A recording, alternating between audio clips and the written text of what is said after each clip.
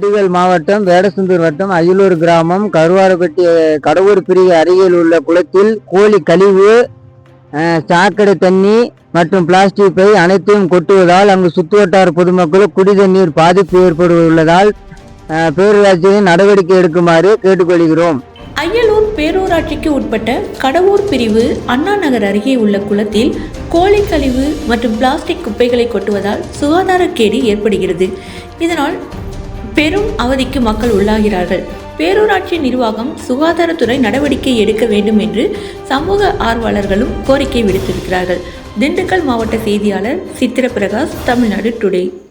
கன்னியாகுமரிக்கு வந்தீங்களா? எங்க போகணும்னு தெரியலையா? கவலை வேண்டாம், ஒரே ஒரு கால் போதும். உங்களை பாதுகாப்பாக சுற்றி காட்டும் எஸ்ஆர் கேப்ஸ் டூர் பேக்கேஜுகள் கிடைக்கும். பாதுகாப்பான பயணம், 24 மணி நேர சேவை. இப்பவே புக் பண்ணுங்க. SR cab Kanyakumari.